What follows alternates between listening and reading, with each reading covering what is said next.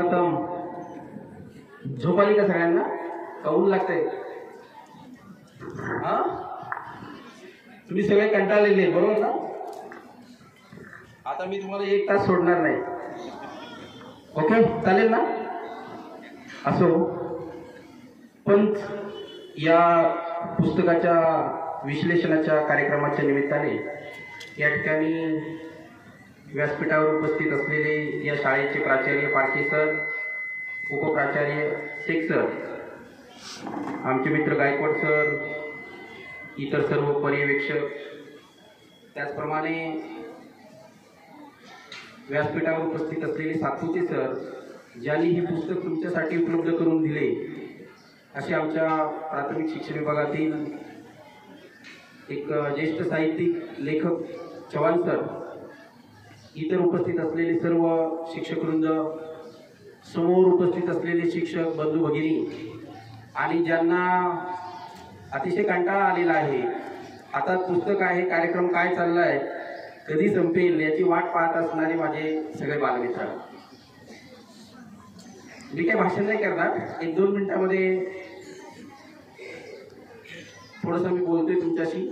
तुम्ही सगळे कंटाळलेले आहेत, तुम्हाला सगळ्यांना पुस्तक दिलेलं आहे, बरोबर ना मित्रांनो? आपल्या महाराष्ट्र शासनाने यावर्षी ऑगस्टपासून महावाचन उपक्रम इयत्ता 3री ते 12वीच्या विद्यार्थ्यांसाठी चालू केलेला होता, आणि त्या उपक्रमाच्या अंतर्गत या सगळ्या विद्यार्थ्यांनी शाळेमध्ये आपलं ग्रंथालय असतं, बरोबर ना? आहे ना तुमच्या शाळेमध्ये ग्रंथालय? त्या ग्रंथालयामधून कुठल्याही प्रकारची पुस्तकं घेऊन ती वाचायची, आणि त्या आपण जे काही वाचलेलं आहे ते वाचलेलं आपण आपल्या कागदावरती एक 10 ते 20 ओळीमध्ये उतरून काढायचं. त्याच्यामध्ये शाळेचे नाव, नंबर वगैरे, तुमचं नाव, शाळा, इयत्ता हे सगळं लिहून आपल्याला जो फॉर्म जे काही तुम्ही लेखन केलेलं आहे ते एका लिंकवरती अपलोड करायचं होतं, आणि मग त्यानंतर तुम्हाला सर्टिफिकेट सुद्धा मिळणार होतं. मिळाले का तुम्हाला? कुणाला मिळाले वरती बोट करा. कुणालाच नाही मिळालं म्हणजे तुम्ही लिहिलेलंच नाहीये, तुमच्या सरांनी लिहून घेतलं, तुम्हाला काही माहितीच नव्हतं का? महावाचन उपक्रम माहिती आहे का? माहिती आहे ना? हा, ठीक आहे. नसेल तरी आज आपल्याला चव्हाण सरांनी एक उजाळा करून दिलेला आहे या कार्यक्रमाचा. शासनाचा जो उपक्रम आहे, आणि त्या निमित्ताने तुम्हाला हे पुस्तक दिलेलं आहे.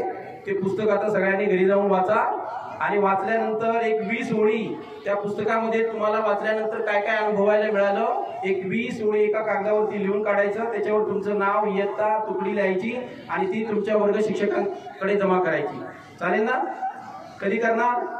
अगदी 5वी पासून तर 9वी पर्यंतच्या सर्व मुलामुलींनी हे काम करायचं आहे. तुम्हाला मी 8 दिवसाचा वेळ देतो. 8 दिवसानंतर मी तुमच्या वर्ग शिक्षकाकडे येईल आणि पाहिल की हे पुस्तक खरोखर आमच्या विद्यार्थ्यांनी वाचलं, आणि वाचल्यानंतर त्यांना जे जे काही अनुभव आले त्या पुस्तकातून ते 20 ओळीमध्ये लिहिलं आणि शिक्षकांकडे सादर केलं. बघा बरं का सगळ्यांनी.